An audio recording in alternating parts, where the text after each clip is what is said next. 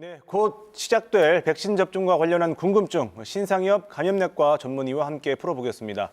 어서 오십시오, 교수님. 네, 안녕하세요. 예, 교수님, 다음 주면 우리가 2월이니까 이제 정말 곧 백신이 접종이 시작이 됩니다. 그런데 유럽과 캐나다 등에서 이 백신 접종에 대한 부작용 사례가 속속 접수되고 있어서 이 사례를 좀 더 관찰한 뒤에 맞아도 늦지 않다 이런 지적도 있습니다. 그래서 2월부터 시작되는 이 접종 시기 어떻게 적절하다고 보십니까? 이제 코로나 백신 같은 경우는 이미 미국이나 유럽 같은 경우는 각자의 이제 기준에 맞춰서 이제 식약처 승인 후에 접종이 이미 많이 진행이 되고 있고요. 예. 지금 나타나고 있는 부작용이나 이런 그 사례들이 이렇게 저희가 예측했던 범위를 크게 벗어나지는 않고 있습니다. 그리고 이미 이스라엘 같은 나라는 이제 전 국민의 50% 이상이 접종을 하는 상황에서 예. 이제 여러 가지 이제 접종 이후에 문제들이 이제 확인이 되고 있는데 국내 식약처에서 이제 그런 부분들을 충분히 이제 전문가 검토를 통해서 기준에 맞춰서 승인을 받고 접종한다 그러면 크게 문제는 없을 거라고 생각합니다. 크게 문제는 없을 것이다. 현재 4개의 백신이 확보되어 있습니다. 이 중에서 접종 받는 사람이 선택해서 맞을 수도 있을까요?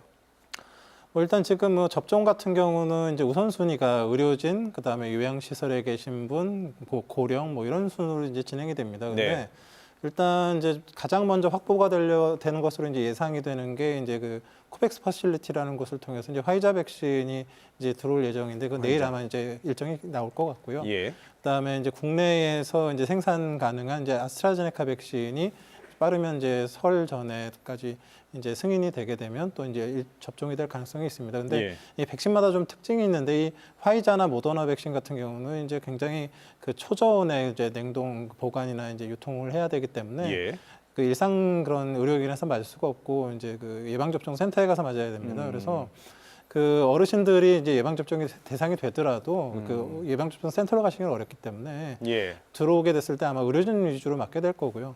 나중에 이제 그 화이자나 그 이제 아스트라제네카나 얀센 백신 같은 경우는 이제 상온 보관이 가능하기 때문에 그런 것들은 이제 요양시설에 계신 어르신들한테 출장을 가거나 그 내부 기관에서 접종하는 식으로 접종의 특징과 이제 상황에 따라서 접종 시기와 이런 방식이 달라질 것 같습니다. 예, 그 결과적으로 일반인들이 맞을 시기가 되더라도 우리가 선택해서 맞기는 힘들다 이런 말씀이시죠?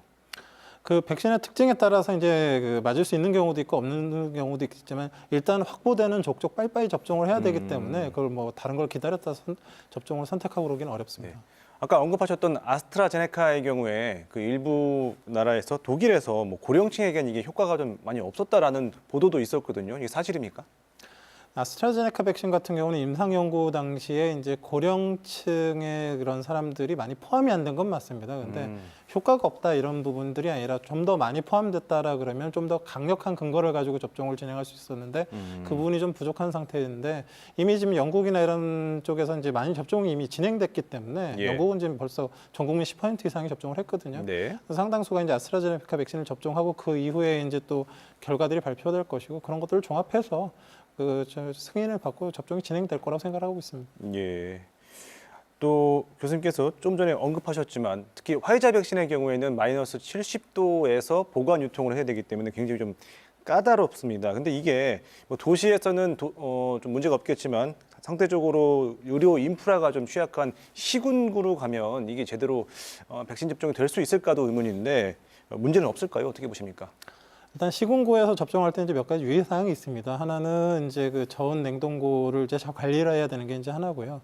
또 이게 이제 녹여가지고 접종하는 과정에서 그냥 아무나 할 수 있는 게 아니라 좀 교육을 받아야 됩니다. 그래서 충분히 교육받은 인력들이 거기에 있어야 되고, 그리고 사실 시군구 같은 경우는 예방접종센터에 나름 이제 응급처치를 할 수 있는 그런 곳들을 마련을 해놓겠지만 상대적으로 이제 뭔가 문제가 발생했을 때에 이제 조치들이 좀 필요한 경우가 생길 수 있기 때문에 이후에 문제가 생겼을 때 그 기관 내에서 대처와 후송 이런 부분들까지도 잘 세팅을 해놔야지만 보다 좀 안전하게 접종이 진행될 수 있을 것 같습니다. 알겠습니다. 다음으로요. 이제 교육부에서 계약 연기 없이 3월에 계약을 한다고 말을 했습니다. 그런데 청소년들이 접종 대상에서 제외가 됐거든요. 먼저 왜 청소년들은 접종 대상에서 제외가 됐을까요?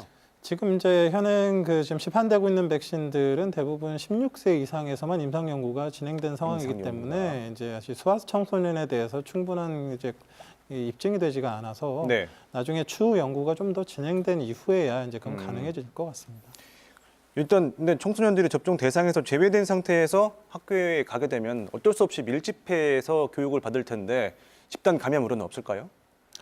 사실 지금 코로나19 같은 경우는 이제 주된 그 전파 양상들이 이제 그 젊은 층의 이제 성인들이 이제 그 감염의 주된 대상이고 피해는 주로 고령층에서 이제 나타나고 있습니다. 네. 사실 그 소아나 청소년들 같은 경우는 상당수가 무증상이고 또 감염을 이렇게 잘 전파하는 그런 계층이 아니기 때문에 지금 실제로도 그 이제 뭐 국내 연구를 보면 그 학교에서 전파되는 사례들이 한 2% 정도밖에 되지 않고 대부분 다 가정이나 이런 데서 그 소아 청소년들이 감염이 되고 있기 때문에 조심스럽게 이제 그런 내부적인 그 방역을 잘 한다면 하면 조금 충분하게 가능할 것 같습니다.